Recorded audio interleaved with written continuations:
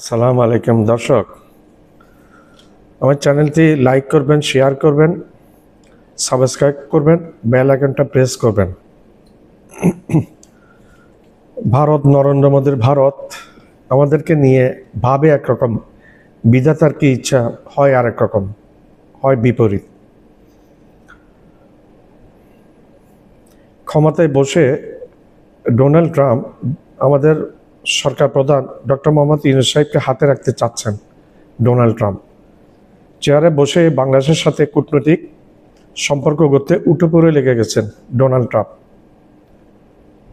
শপথের পরপরেই বাংলাদেশের সাথে মিলে একটি বড় চুক্তি করলেন ডোনাল্ড ট্রাম্প।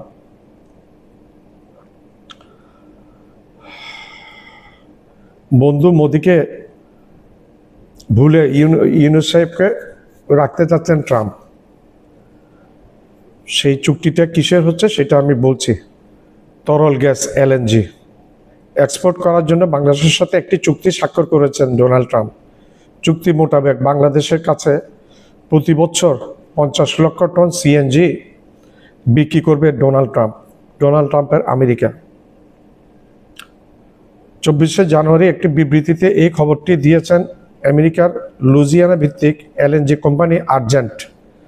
এই গ্যাসটা সাপ্লাই করছেন লুইজিয়ানা ভিত্তিক এলএনজি, আমেরিকার লুইজিয়ানা ভিত্তিক এলএনজি কোম্পানি আর্জেন্ট। কোম্পানিটার নাম হচ্ছে আর্জেন্ট। বাংলাদেশের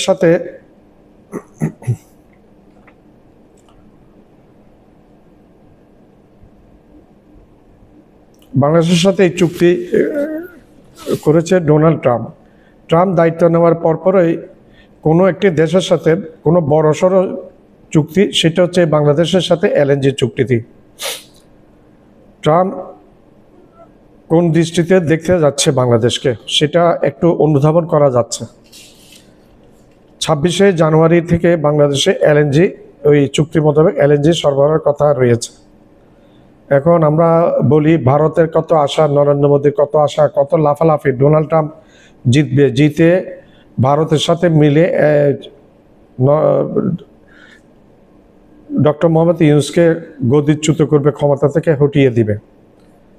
দেখেন আল্লাহ কাকে গদিতে রাখবে, কাকে পাওয়ারে রাখবে। আমরা as a Muslim we are believing that things. কাকে আল্লাহ গদিতে রাখবে, ক্ষমতায় রাখবে, কার থেকে ক্ষমতা ছিনিয়ে নেবে, এটা কারো হাতে নেই। কিন্তু এই জিনিসটা as a Muslim we believe that things. এই জিনিসটা একমাত্র আল্লাহ রাব্বুল আলামিনের কাছে আছে। আমাদের কোরআনের আয়াতেও এটা উল্লেখ করা হয়েছে, কোরআনের আয়াতেও এটা স্বীকৃতি দিয়েছে। তো as a Muslim we believe that things that nobody cannot replace me if Allah not agree. Nobody can give the place if Allah not agree. ধন্যবাদ।